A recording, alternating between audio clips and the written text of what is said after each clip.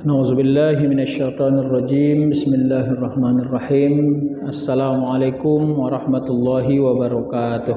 Waalaikumsalam warahmatullahi wabarakatuh. Hamdan wa syukran lillah, salatan wa salaman ala rasulillah la nabiyya ba'dah. Asyhadu an la ilaha illallah wa asyhadu anna muhammadan abduhu wa rasuluh.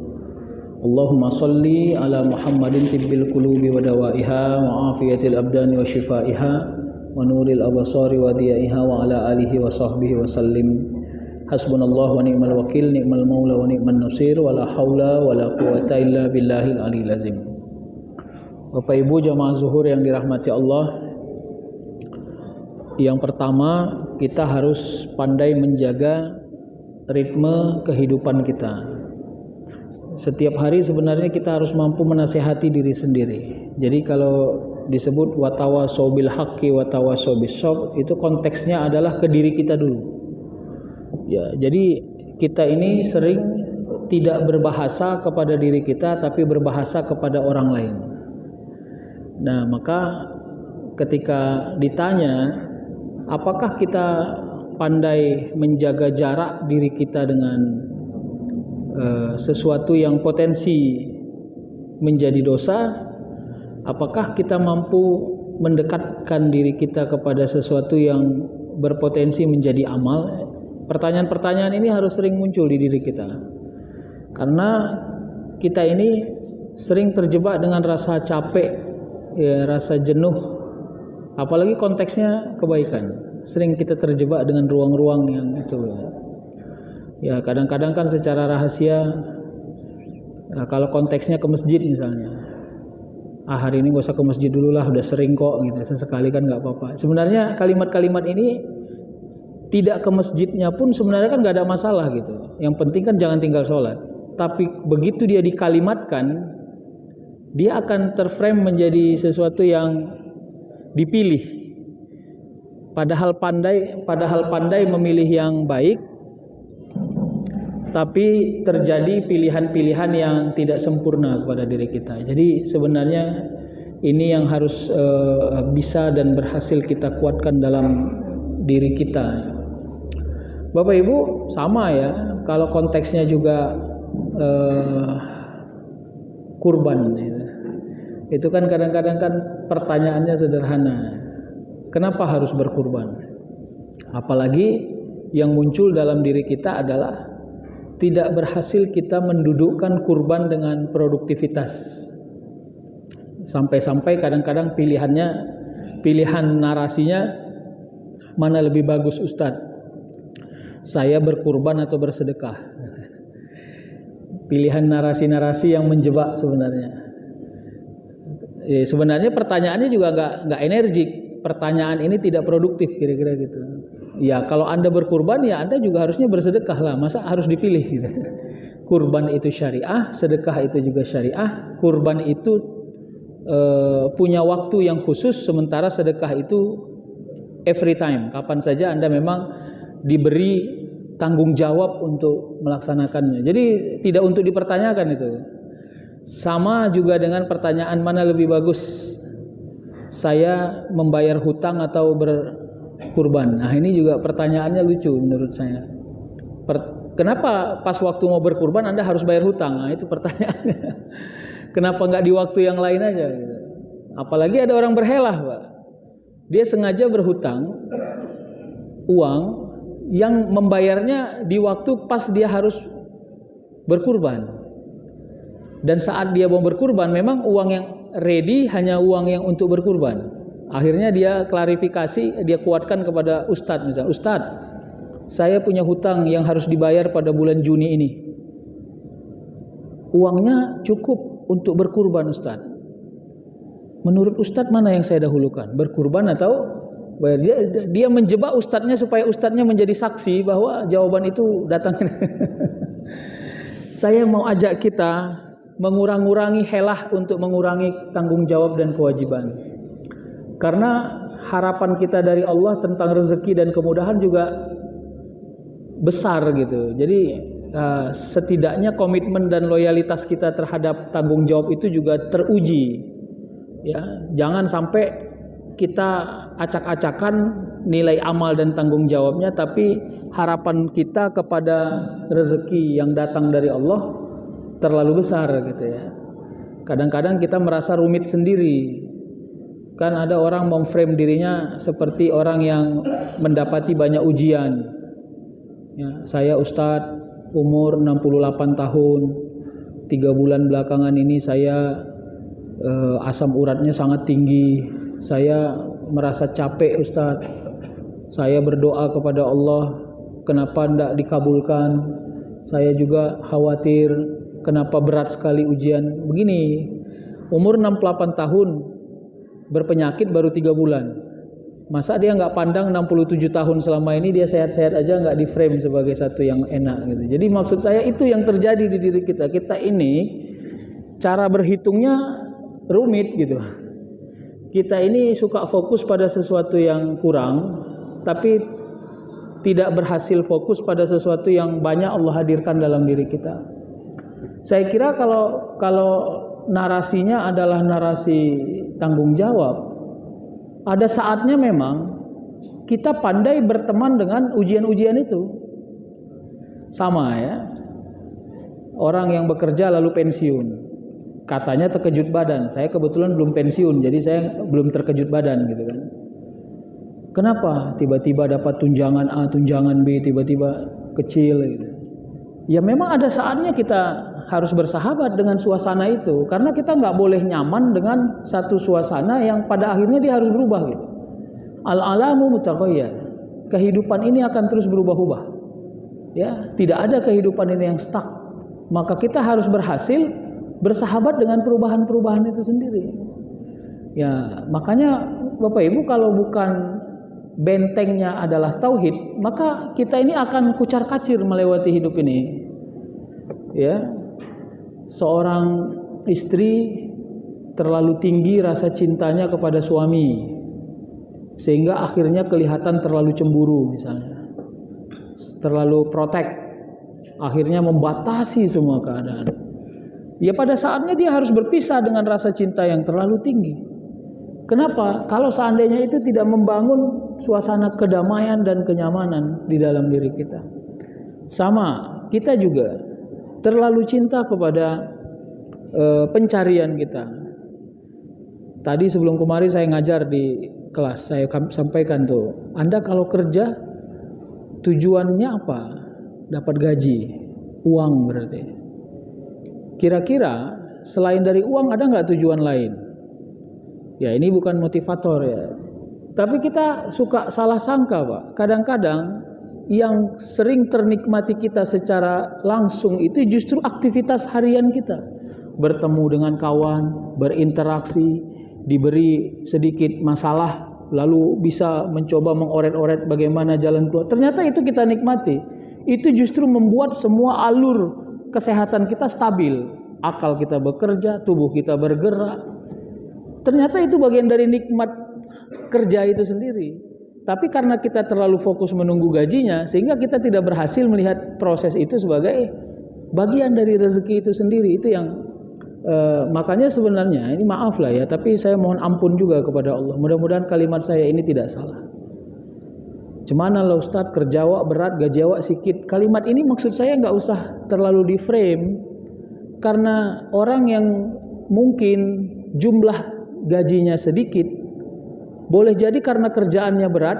Kerjaan berat itu memberi efek pada sehat badannya, sehingga dia tidak perlu mengeluarkan uang untuk cross check kesehatannya, untuk check up kesehatannya. Kenapa? Karena sudah include biayanya di situ gitu. Tapi kan kalau saya narasikan gini, dianggap saya menghibur-hibur gitu. Sebenarnya enggak itu. Para sahabat dulu berhijrah. Bayangkan kalau mereka fokus memikirkan jarak. Hijrahnya Nabi dari satu tempat ke tempat yang lain itu bukan 501 km Pak, 500 meter atau 1 km. Jaraknya perjalanan berhari-hari Pak. Kenapa mereka bisa yakin, bisa struggle, bisa bertahan? Saya yakin karena mereka nggak mengukur jarak. Mereka meyakini bahwa dalam setiap proses perjalanan itu rezekinya sudah include. Karena jalan, keringat keluar, berarti metabolisme tubuh berjalan dengan seimbang. Setiap dalam perjalanan ketemu banyak interaksi, berarti ilmu dipertahankan Allah dalam setiap perjalanan. Jadi cara membacanya lebih produktif gitu. Sehingga akhirnya semua dianggap menjadi rezeki. Ya. Seorang anak bilang gini, aku peninggal ini Ustaz. Aku punya orang tua udah sakit-sakitan, dan nyusah-nyusahi aja deh sekarang nih, pening kepala aku katanya. Kalau cara membacanya hanya dari uang yang keluar. Coba cara membacanya dari nilai yang tidak dimiliki banyak orang. Pertama, tapi memang harus pandai bermain atau meyakini dengan tauhid. Tidak semua orang diberikan Allah kesempatan mengabdi kepada kedua orang tuanya. Konteksnya merawat, konteksnya bersabar, konteksnya bersangka baik, dan Anda diberi kesempatan itu. Ya, boleh jadi di tengah-tengah Anda capek merawat orang tua yang sudah tidak produktif tadi, apalagi mengeluarkan uang banyak merawatnya. Ya, disitulah Allah pertahankan kita. Aturannya uang yang kita gunakan itu mungkin dibuat untuk sesuatu yang lalai, tapi karena tahu orang tua harus membutuhkan uang banyak, akhirnya yang lalai nggak jadi. Jadi sebenarnya banyak yang rahasia di situ. Yang kalau kita pandai melihatnya, semuanya menjadi sumber rezeki. Ya, merawat orang tua harusnya dipandang sebagai rezeki, Pak. Serius. Kenapa? Karena efeknya adalah amal, dan amal itu efeknya adalah kehidupan setelah hari ini. Ya, walal akhiratu khairul laka minal ula, wal akhiratu khairu wa abqa. Allah yang frame itu di dalam Al-Qur'an. Jadi Anda jangan tidak yakin kepada akhirat, dan akhirat itu kehidupan setelah dunia ini tidak ada sama-samanya dengan dunia ini. Semua kepentingannya pada urusan-urusan amal. Makanya saya bilang backgroundnya adalah tauhid. Kalau kita tidak pakai latar tauhid, sebenarnya kita akan merasa capek beramal ini. Kenapa? Karena kita anggap sia-sia. Sama kayak orang yang mencoba membandingkan. Kalau orang coba membandingkan antara sedekah dengan berkurban. Ya, kurban itu syariah. Waktunya, timingnya ditentukan. Sifat dari memahami syariah adalah sami'na wa ata'na. Ada kalanya memang tidak perlu akal rasional untuk membaca kausalitas kebenaran dari perintah Allah. Sama kayak haji. Bagaimana cara membaca kausalitasnya? Nanti kan direpotkan lagi. Mana lebih bagus Ustaz? Saya berangkat haji atau saya bersedekah kepada orang? Konteksnya selalu sedekah. Nggak ada, Pak. Ada saatnya Anda harus sami'na wa ata'na. Ayo ikuti. Di dalamnya ada iktibar kepada kisahnya Ismail dan Ibrahim misalnya.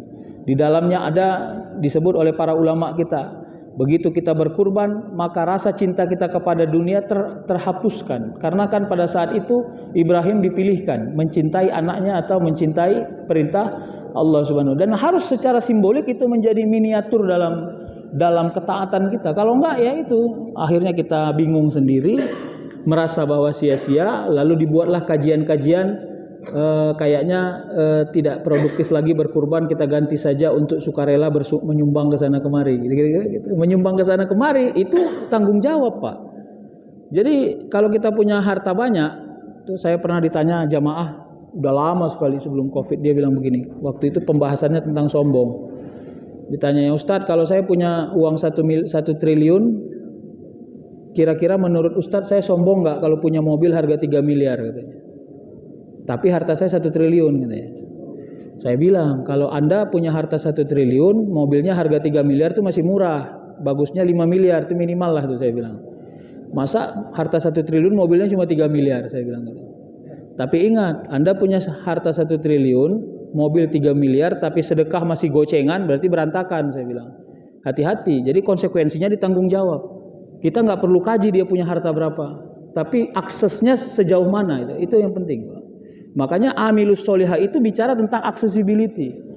Peran Anda setelah Allah beri tanggung jawab harta, jabatan, kekuatan, kemampuan, lalu aksesnya sampai sejauh mana gitu. Kalau aksesnya hanya berputar-putar di keluarga Anda aja, berarti Anda kikir. Kita ini pelit, kira-kira gitu.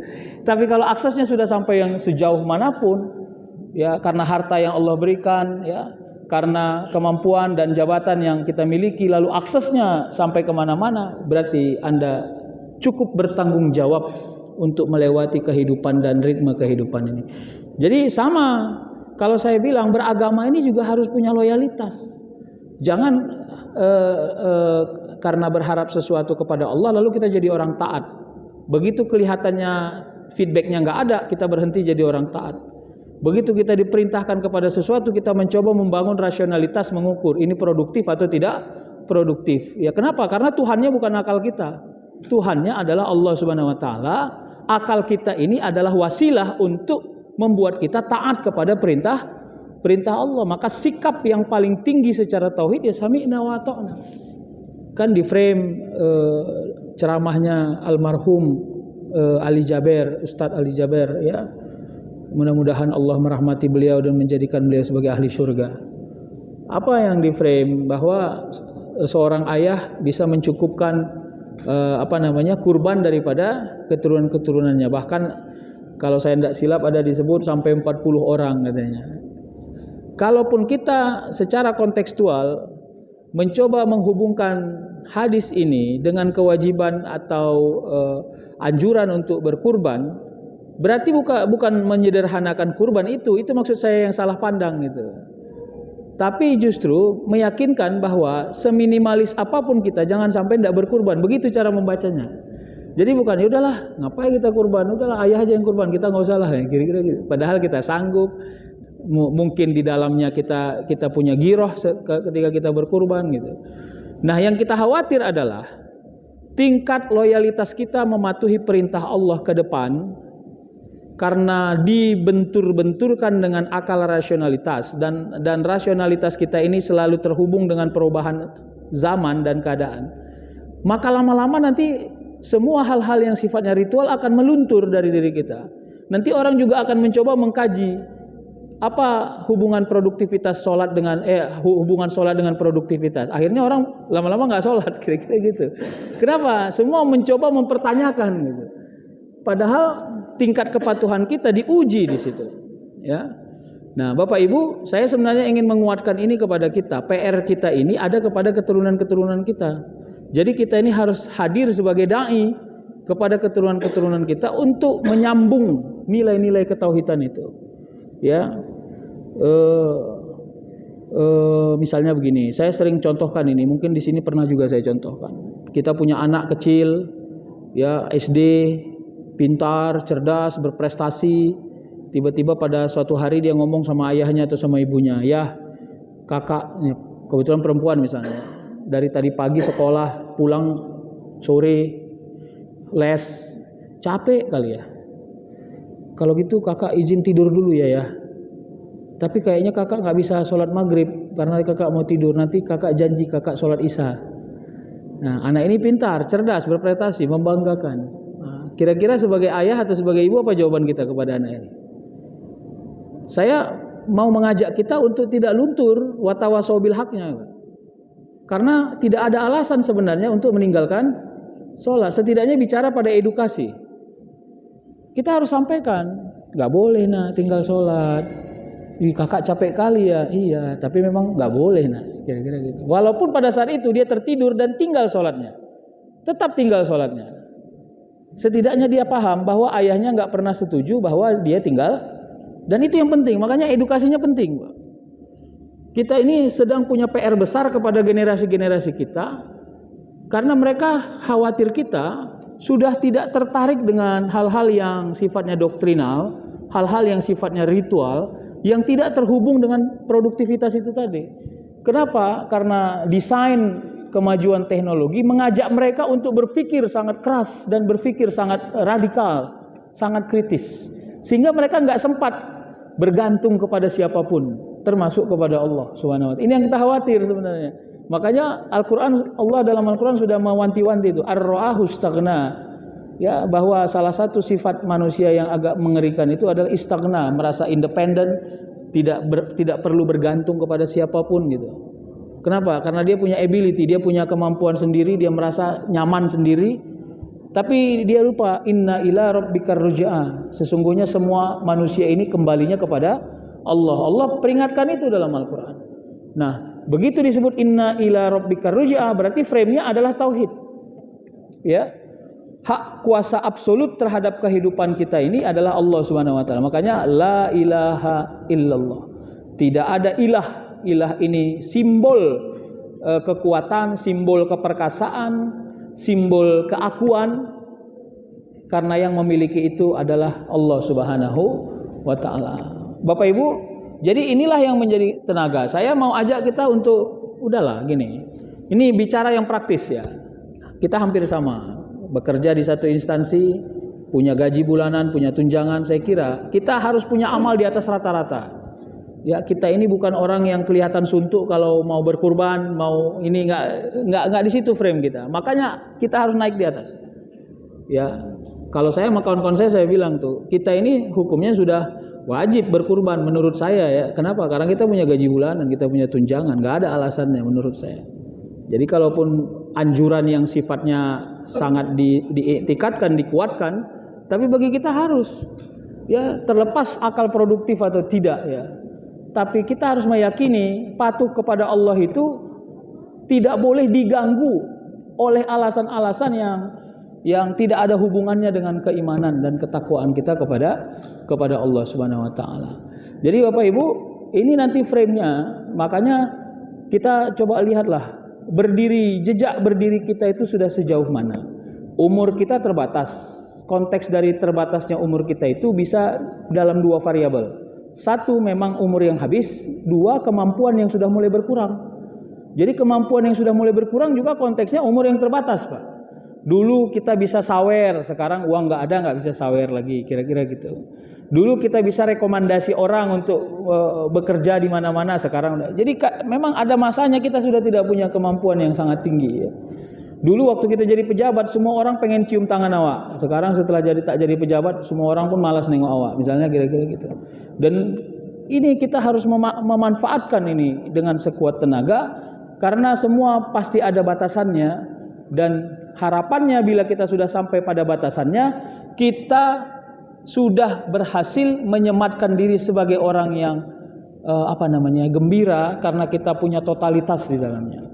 Makanya ajaran-ajaran tentang tasawuf, bagaimana mengelola diri sendiri, sabar, baik sangka, syukur, tidak berharap pada pujian, tidak ria, tidak ujub. Ini sebenarnya ini adalah ilmu-ilmu rahasia yang dimiliki oleh tubuh manusia, yang dikelola oleh ruhnya. Kalau dia matang dengan urusan ini, semuanya akan fleksibel. Ya, apa enggak gedek kita misalnya? Awak banyak membantu orang, tapi yang awak bantu udahlah enggak pernah mengucapkan terima kasih, malah ngata-ngatai awak di luar. Kalau enggak punya kesabaran, enggak punya baik sangka, mungkin ini orangnya udah oyong ini, udah pening dia. Ya, bisa jadi marah, bisa jadi mau membunuh, bisa jadi. Coba bayangkan betapa banyak ilmu-ilmu rahasia itu menjaga diri kita dari penyakit-penyakit yang harusnya nggak kita miliki gitu. Jadi nggak sesederhana yang kita bayangkan. Kajian-kajian tasawuf itu bisa membentengi diri kita. Ya, fokus saja kepada kemampuan kita. Ya, kalau kita bisa membantu orang, ada orang minta bantuan sama kita, fokus di membantunya gitu. Kalau dia setelah itu tak pandai mengucap terima kasih, ya harus berhasil mengalpakan harap. Ya, harus berhasil mengalpakan harap. Nanti kalau saya bilang berapa banyak Allah kasih rezeki kita jarang mengucap syukur, nanti kan kita malu sendiri gitu. Kenapa? Karena kita anggap itu sebuah kemestian. Ya, kan dibilang Ustaz, Anda harus bersyukur, hari ini Anda bernafas setiap hari. Langsung logika imajiner kita terbangun. Itu kan memang udah otomatis dikasih Allah gitu. Jadi berapa banyak orang yang capek bernafas dan payah bernafas, Pak. Gak usah orang yang sakit lah Pak, orang yang sedang mampet hidungnya, coba tanya itu, betapa bergembiranya dia kalau dia bisa bernapas lewat hidung, ya, sementara ini lewat mulut. Sebenarnya sesederhana itu saja melihatnya, gak usah jauh-jauh. Nah, jadi Bapak Ibu, berhenti berharap kepada pujian makhluk ya, at-tawaqqu an mulahazatil khalq, itu sebenarnya berhasil mendamaikan diri kita untuk lebih fokus kepada tanggung jawab yang bisa kita kerjakan daripada berharap apa balasan yang diberikan kepada kita. Saya sampai punya narasi yang ya harus diuji lagi secara empirik. Jangan-jangannya bisa di underline ya. Artinya perlu diuji lagi gitu.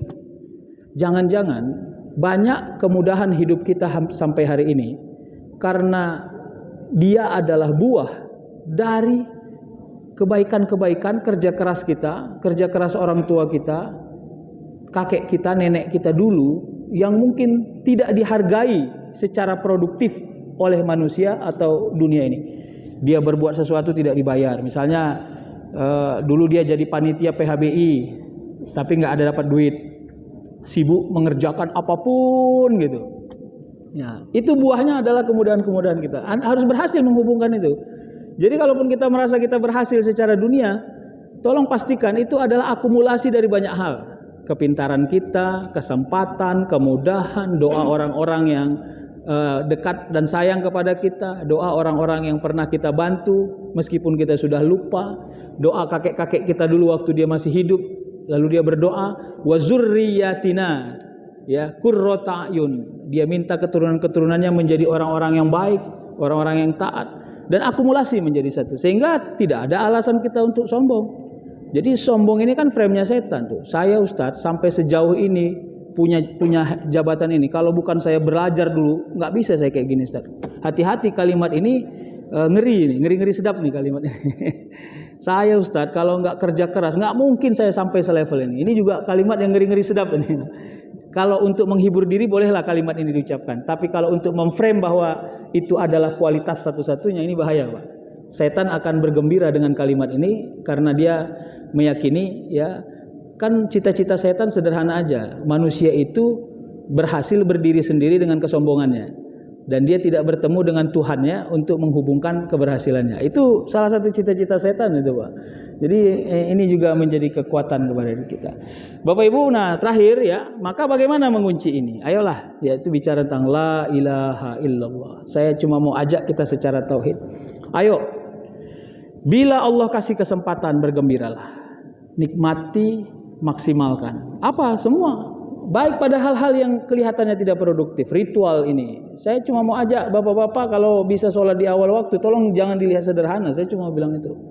Ya, lagi bekerja, maaf ini misalnya Zulhijjah, orang puasa bisa berpuasa, membaca Quran misalnya. Tolong jangan dianggap sederhana nih model-model yang begini-gini ini. Kenapa? Karena itu hubungannya direct kepada yang memiliki bumi ini, itu maksudnya. Jadi jangan dianggap itu kan karena nggak ada kerjaannya lagi Ustaz, makanya dia baca Quran. Itulah orang-orang nggak ada kerjaan. Hati-hati, bahasa ini terlalu kasar Pak, terlalu kasar ini. Ya, orang yang baca Quran dia sudah berwudu, dia menghadap kiblat, dia menyerahkan diri harapannya kepada Allah Subhanahu Wa Taala. Bila dia tidak sempurna membacanya, dia sambil belajar membacanya. Terlalu banyak amalnya di situ. Jadi jangan dilihat sesederhana yang kita bayangkan itu nggak boleh. Ya, maka ini nanti menjadi kekuatan bagi diri kita. Bapak Ibu, saya kira itu yang bisa saya sampaikan ya. Mudah-mudahan Allah memberi kekuatan, keistiqomahan kepada kita. Semua amal kita diterima Allah Subhanahu Wa Taala. Assalamualaikum warahmatullahi wabarakatuh. Waalaikumsalam warahmatullahi wabarakatuh. Ini kami persilakan kepada Bapak Ibu.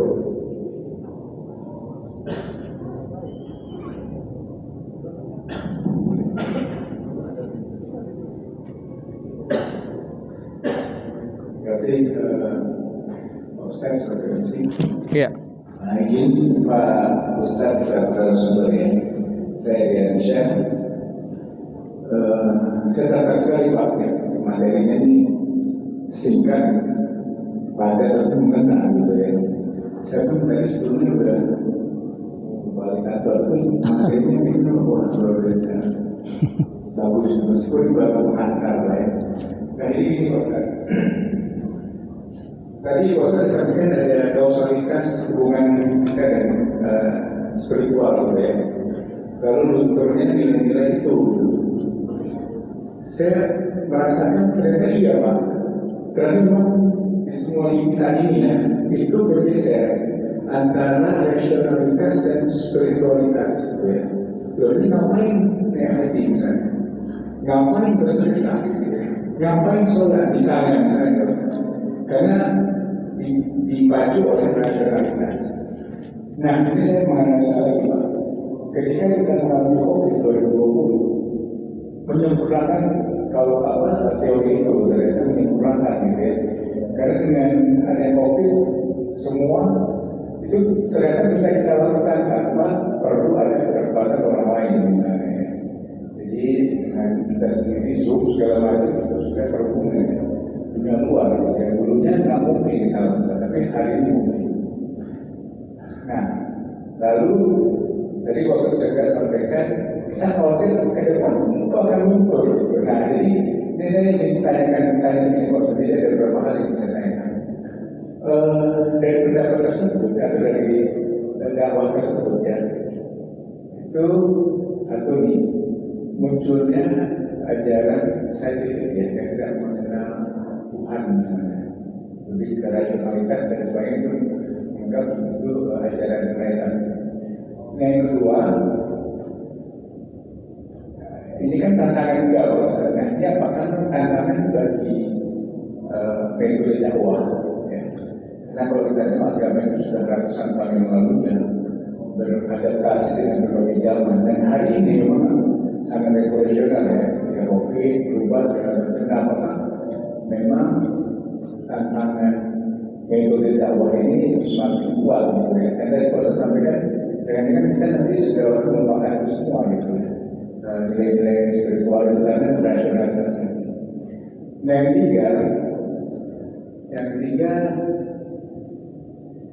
ya kalau kita lihat yang saya sebutkan berasal ini. Jadi kalau di saya sendiri memang kembali pada nilai spiritualitasnya yang mungkin yang akhirnya ketika kita dibantu oleh kerjaan yang tinggi, stres yang tinggi, target achievement dan sebagainya, kita lupa bahwa jadi ketika itu serba dunia, nah namun ketika kita kembali ke spiritual itu hilang, kesibukan, kepenatan, target dan sebagainya itu hilang.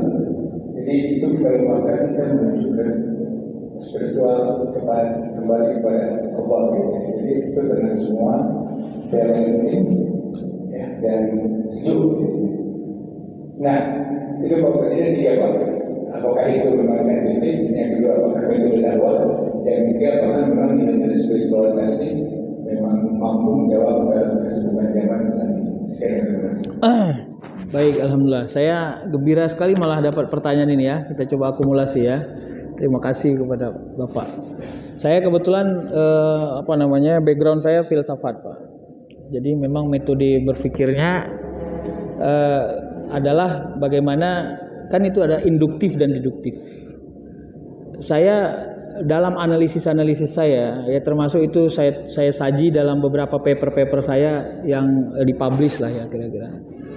Saya sampaikan itu secara doktrinal dulu, orang dulu bisa duduk misalnya gini, dikasih tahu ayat lalu dia patuh kepada itu. Anak sekarang kelihatannya nggak begitu, dia bicaranya induktif Pak, harus dialami dulu. Setelah dialami baru dia tahu bahwa Allah sebenarnya sudah ngomong itu dalam Al-Quran. Jadi empirical mindset, jadi bicara tentang sesuatu yang dialami dulu, baru setelah itu dia tahu bahwa Tuhannya memerintahkan itu kelihatannya gitu. Kalau di doktrin ini bahaya. Coba kalau Bapak mau menguji ini, tapi jangan dijadikan ujian ya. Misalnya gini, sholat, kalau ini konteksnya anak, tahu nggak Allah sebutkan ini dalam Al-Quran, sholat. Dia nggak akan begitu takut tuh, kelihatannya gitu. Karena anak sekarang tuh kritis sekali gitu. Apalagi dia belum berhasil, orang tuanya belum berhasil menyampaikan apa hubungan sholat dia dengan produktivitas dirinya. Nah, apalagi dia bangun gini, saya aja jarang sholat, ranking aja, kira-kira gitu kan. Jadi hubungannya sangat praktis gitu. Ya, saya nggak sholat juga udah kaya, kok ngapain saya sholat? Karena dia anggap sholat itu untuk kaya. Nah itu frame-frame itu yang sebenarnya harus kita benahi ya, kita luruskan kembali bahwa sholat itu konteksnya adalah tanggung jawab. Itu yang saya bilang tadi, merubah mindsetnya. Ya, ini PR kita bersama. Makanya apakah ini saintifik? Saya kira bicara tentang perubahan zaman itu kan dalam kaidah tuh taghayyurul ahkam bi taghayyuril azman wal amkinah. Berubahnya satu hukum menyebabkan berubahnya satu keadaan menyebabkan berubahnya satu hukum, kira-kira gitu.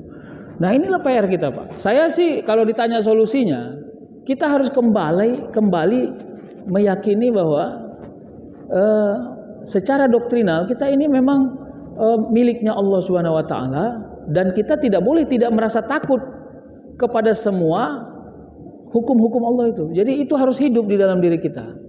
Kalau enggak, kita ini akan nyaman aja semua Pak. Itulah ar-ra'ahustagna itu tadi. Ini penyakit manusia akhir zaman ya Pak. Dia nggak perlu bergantung kepada siapapun. Dia merasa bahwa karena ini PR ya sebenarnya bagi tapi ini direkam pula ya. Saya khawatir ngomongnya aneh-aneh.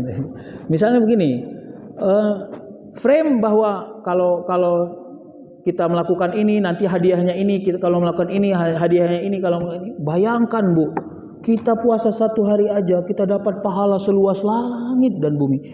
Saya sering memberitahu teman-teman ustadz-ustadz dalam pelatihan-pelatihan, saya sampaikan, itunya nggak usah di frame kali gitu.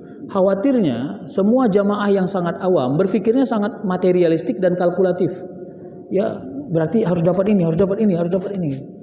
Meskipun tidak ada yang salah dalam hadis itu. Kenapa disebutkan seperti itu? Supaya manusia tertarik mengamalkannya. Ya, sampai kan begini. Tapi ini udah saya pernah kasih contoh nih di sini. Saya bilang begini, ada seorang ayah bawa hadiah kepada anaknya yang 3 orang dan istrinya, tiket gratis ke Raja Ampat, holiday. Begitu sampai di rumah, anaknya yang nomor 1 mahasiswa, nomor 2 SMA, nomor 3 TK, jauh jaraknya antara nomor 2 dan nomor 3. Begitu dia sampaikan kepada istrinya, kita minggu depan berangkat ke Raja Ampat, ini tiketnya.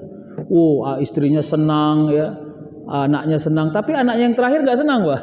Dia diam aja, itu nggak ada ekspektasi, nggak ada ini gitu. Akhirnya ditanya sama ayah, kenapa nggak senang? Karena dia bingung mau ngapain di sana gitu. Kalau anaknya yang nomor 1 sama nomor 2 karena udah paham apa itu Raja Ampat, mereka gembira gitu. Istrinya juga gembira. Tapi anak yang terakhir nggak. Akhirnya sampai di callback. Akhirnya dia bilang, ya di Raja Ampat ada Hot Wheel nggak? Tahu Hot Wheel ya? Mobil-mobilan itu. Karena ekspektasinya masih mobil-mobilan. Akhirnya ayahnya bilang, ada nah. Akhirnya dia gembira. Karena dia berharap di sana ada Hot Wheel. Akhirnya mereka berangkat, Pak. Ayahnya wanti-wanti, dibawa ayahnya lah Hot Wheel dari rumahnya. Mana tahu anaknya tetap cari Hot Wheelnya ada gitu, kira-kira gitu ya. Tapi sampai di sana lalu mereka mandi di pantai gembira. Anaknya tadi sampai lupa Hot Wheel itu. Di callback sama ayahnya. Dek, cuman ayo beli Hot Wheel yuk. Nggak usah lah ya, mandi-mandi aja dulu enak di sini. Akhirnya dia nggak tertarik dengan Hot Wheel itu. Narasi ini pasti nggak cocok. Tapi saya kira begitulah. Kita ini kayak anak TK tadi itulah ya. Begitu ditawarkan mau masuk surga, yang kita tanya, di surga ada dunia nggak? Jadi seleranya masih dunia gitu. Maka akhirnya yang ditawarkan adalah dunia-dunia itu. Makanya kalau puasa dapat pahala seluas dari, saya melihatnya seperti itu. Tapi di atas itu semua, kalau tauhid itu sudah bertumbuh dan berkembang, maka rasa cinta kepada Allah itu akan menjadi tujuan. Makanya kalau ditanya secara tauhid, apa tujuan orang masuk surga? Ya bertemu kepada Allah dan Rasulullah, nggak ada yang lain. Itu nikmat yang paling tinggi, Pak. Ya, bukan bertemu sama bidadari, Pak. Nanti kalau saya frame, ya, saya insya Allah Ustaz, kalau nengok-nengok amal saya nih, saya 6 bidadari saya nanti, insya Allah lah ini. Udah saya hitung-hitung nih Ustaz. Saya haji, saya ini, coba Ustaz bayangkanlah, kalau ini katanya 2 bidadarinya, banyak bidadarimu. Pertanyaannya bidadari itu di surga mau diapain? Pertanyaannya apa masih ada syahwat dan nafsu di surga? Nah, mau ditengok-tengok aja atau jadikan pajangan?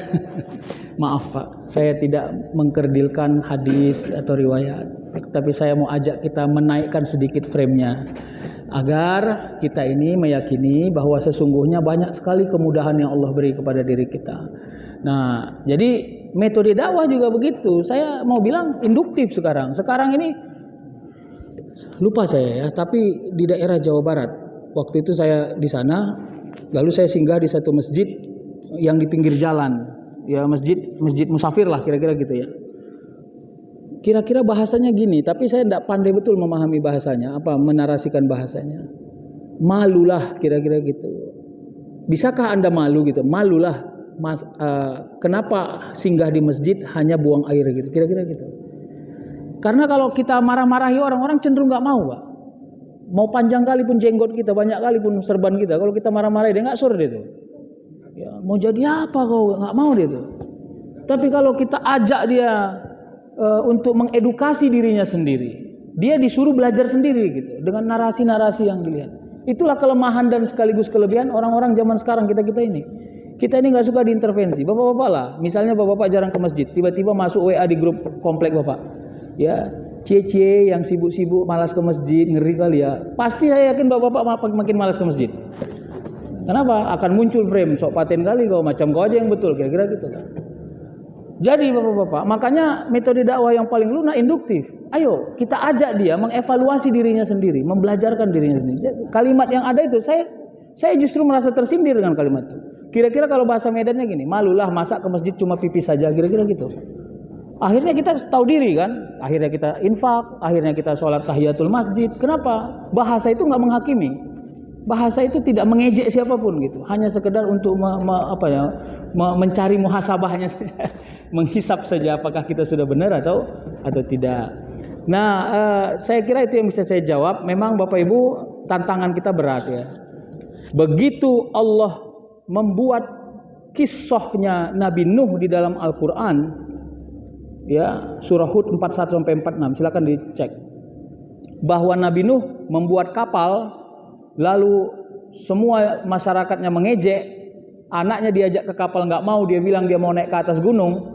Pada akhirnya anaknya celaka, lalu Nabi Nuh meminta kepada Allah agar anaknya diselamatkan. Lalu Allah bilang dia bukan anakmu. Diminta lagi sama Nabi Nuh. Sampai Allah bilang, aku yang maha tahu, kau nggak tahu. Sampai di situ pahamlah kita. Dan harus kita azamkan bahwa setingkat Nabi saja, dia harus loyal kepada perintah dan takdir Allah Subhanahu Wa Taala.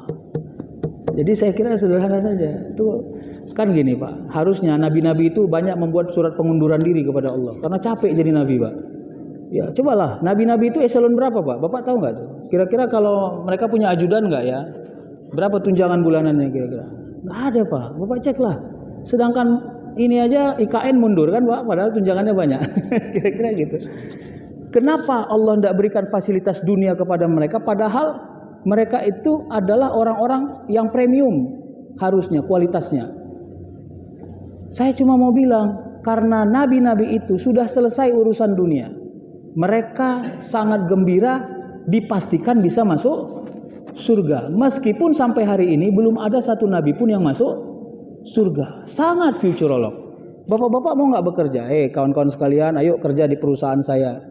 Insya Allah kalian saya buat bahagialah. Tapi nggak pernah dikasih tahu gajinya berapa, nggak pernah dikasih kapan digaji.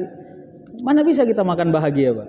Kira-kira gitu. Tapi para nabi selesai urusan itu. Dan kita harus pandai menapak itu. Kalau enggak ya udah Pak. Kita ini sangat kalkulatif.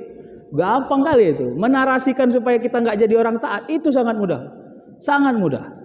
Ya, begitu kita nggak sholat, kita semakin enak hidupnya. Kita akan bangun frame ya. Nggak sholat aja saya enak kok hidupnya, ngapain saya sholat? Selama cara mengukurnya masih seperti itu. Baik ya begitu ya Pak. Ada satu lagi boleh ya Pak? Oh iya, silakan. Satu lagi. Silakan. Sebelum jam 12 saya sudah. Nah, Pak, ini menyangkut ke emosi ya. Nah, ini itu ada COVID lagi Pak. Jadi, saya coba. Nah, jadi ini relevan dengan kondisi seminggu ke depan yaitu ibadah haji. Ibadah haji ya. Nah, ini Pak, saat ini investasi itu datangnya kripto. Kripto ya. Isikan apa tapi klaimnya ada. Klaim saya memiliki kripto sekian, fisik ada kabel mana. Lalu ada juga yang namanya pembahasan itu investasi tanah dalam virtual. Ya, jadi kita tidak memiliki tanah fisik, namun tanah virtual ada. Dan itu dia ini sah gitu. Jadi ada komunitas yang mengklaim bahwa itu tanah virtual sah. Nah, yang saya tanyakan Pak ini itu yang terjadi itu metaverse. Salah satunya adalah ibadah haji. Kalau kita masuk dalam dunia metaverse, maka itu sangat marah gitu ya. Metaverse kita melaksanakan ibadah haji secara virtual. Ya, nah itu kemarin terjadi perdebatan apakah sah atau tidak. Gitu. Meskipun secara fisik kita tidak sana, namun secara virtualnya sampai Pak. Ada juga, tapi itulah kondisi hari ini, teknologi yang sangat membuat gila, negara sangat gila. Namun itu terjadi perdebatan metaverse itu memang aneh yang ternyata. Nah, yang saya tanyakan mungkin Pak Ustaz ya, mungkin yang berkecimpung di bumi atau apa, sampai pendapat atau pandangan ibadah haji diseluruhkan secara metaverse itu bisa berbagai makasih. Baik, iya. Tapi bagus juga itu dipertanyakan. Pak, sebenarnya yang paling logik Pak, ini untuk zaman sekarang ini, zuhur sama asar tuh dirapel aja jadi satu. Serius, kan mengganggu produktivitas Pak. Benar toh?